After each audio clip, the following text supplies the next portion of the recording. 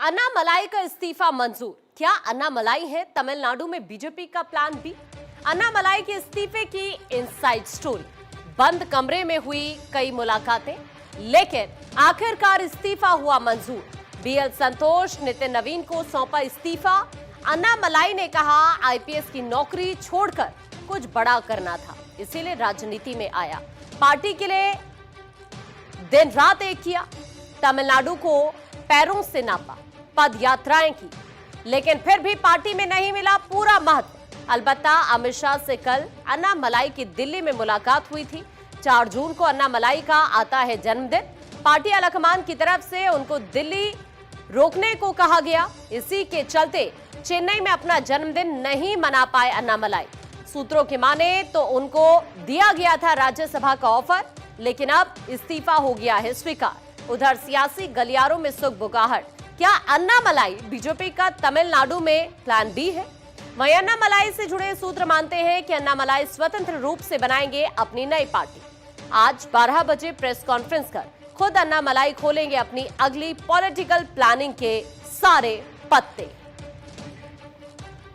और इस वक्त हमारे साथ पॉलिटिकल एडिटर अदिति नागर जुड़ गए हैं। अदिति, अन्नामलाई का इस्तीफा मंजूर हो गया है?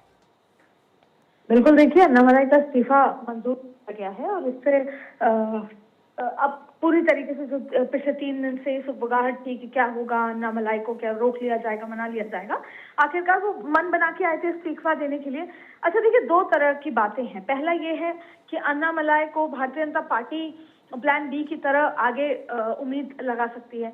वहीं अन्नामलाई के लिए माना जा रहा है कि वो स्वतंत्र तरीके से अपनी पार्टी चलाएंगे। इसकी वजह क्या है?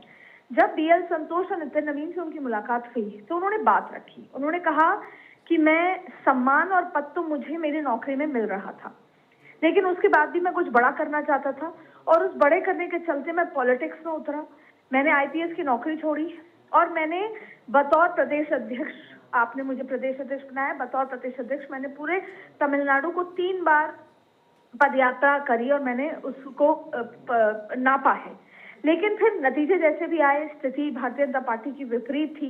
हम कोशिश कर रहे थे, लेकिन उसके बाद जो इंटर हुई उसके बाद मुझे दरकिनार कर दिया गया। मैं पहले प्रदेश अध्यक्ष था, उसके बाद पार्टी ने मुझे कोई पद नहीं दिया गया।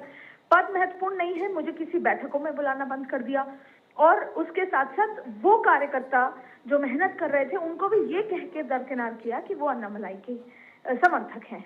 तो ऐसे में अब मैं कुछ अलग करने के लिए जो निकला था उसको आगे बढ़ाऊंगा और अब वो अपनी नई पार्टी बनाकर अलग तरीके से काम करेंगे, जिसका आज 12 बजे पीसी करके वो बताएंगे भी।